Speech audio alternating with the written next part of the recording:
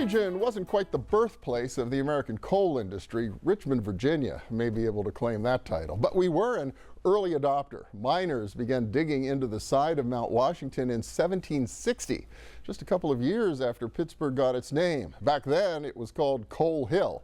Well, the Pittsburgh coal seam powered the second industrial revolution and may have been the single biggest reason Pittsburgh became the Steel City. Along the way, the industry learned that it had to vent off methane gas that would build up in the mine through holes bored down from the surface. Well, even today, more than 500 working coal mines vent methane into the atmosphere without any regulation at all. Only 3 bring all that gas to market. And that doesn't include the thousands of abandoned coal mines across the country. Well, the problem is that methane is a more powerful greenhouse gas than carbon dioxide, contributing to climate change. Well, here in our region, CNX is pioneering a solution, a technology to capture coal mine methane and add it to the fuel mix to reduce the overall carbon footprint of our region's natural gas. Brent Bobsein is on point for the company's efforts. He's Vice President of Sustainable Development at CNX. And Ken Broadbent is Business Manager with Pittsburgh Steamfitters, Local 449. And welcome. Good to see both of you. Thank you. Thank you for having us. Fascinating topic, a challenge I never even knew we had. Yeah. But this has been going on, what, since the birth of coal mining, this leaching out of methane gas? Yeah, that's exactly right. And so the origin story is really for safety purposes. Okay. And so the Mine Safety Health Administration established rules that said you can't have a certain concentration of methane underground to avoid explosions. And unfortunately, that concentration had in the past gotten to certain levels where those explosions did happen, and there were tragedies. And so each mine has a degasification system where they bore these holes into the ground and they make sure that that methane can find its way out from the underground workings to the surface in order to keep those underground miners safe. Okay, which is important. Safety is critical. We really care a lot about that. But at the end of the day, it's really a lost resource, right? It's an energy resource. Absolutely. And so what we want to do here is have a circular economy where we can take what is typically vented to atmosphere and bring it back into some sort of beneficial end use. And you're actually starting to do that. Yeah, that's right. And so our operation in Virginia, for example, it captures around 9 billion cubic feet of methane per year.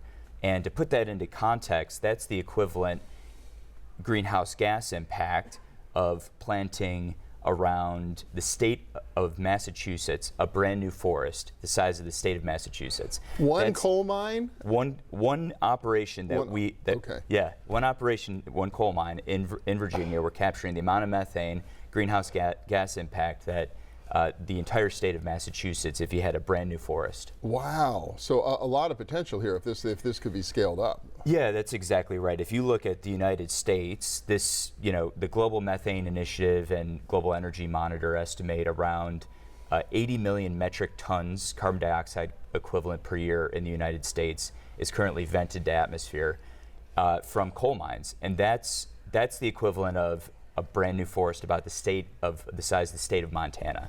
So it's a really tremendous resource opportunity for us. Well, and I'm thinking from your perspective, Kenny, there's a lot of opportunity there. So to build the kind of things that Brent's talking about, it's going to take a lot of work. Yeah, it's a lot about jobs, Bill. The amount of jobs from the building trades working on there, the amount of steamfitters who I represent, we need jobs. We need to keep people from their kids moving out of state, raising their grandkids in another state, when Western Pennsylvania, with the amount of gas we got, with the brownfields next to the grid, the water, the universities, nobody should grow faster and be more of a hub for natural gas to jet fuel and artificial intelligence than Western Pennsylvania. He's got a couple of business cases, but what about, are there a lot of opportunities if you can solve this coal mine methane problem? Absolutely. I think that when you look at the energy landscape, a lot of people are looking for sustainability solutions today. And for example, Kenny mentioned artificial intelligence and data centers. So today in our region, the grid operator is really having a hard time adding renewable energy due to the intermittency and lack of battery storage and costly battery storage. So what we're proposing to do is get to net zero using captured waste methane and then recycling it, blending it in with natural gas, getting that fired and reducing emissions overall in a way that's net zero. Well, and that becomes really important because, as I understand, a lot of big tech companies that need these big data centers also want to make sure it's low carbon footprint. So for our region to really play in this space, these are some of the problems you got to solve. Yeah, that's exactly right. And so a lot of other regions have other advantages, right? But in our region, this is a resource that not a lot of people know about. But you need a policy environment, because clearly there's no incentives right now to do this. There's no regulation, so why do it unless the government makes it worth everybody's while? Yeah, Let me reinforce what Brad mentioned there, because not only would this be good to create natural gas methane to jet fuel, but the technology that he just said there, I don't want it to be missed, could be used on these old coal-fired power plants to convert them to natural gas with methane. That would be no pollution. So wouldn't that be a great way to generate electricity for the data centers and for the AI industry, the technology that Consul has developed? If you look at the way that federal policy has come out, it really favors other states today.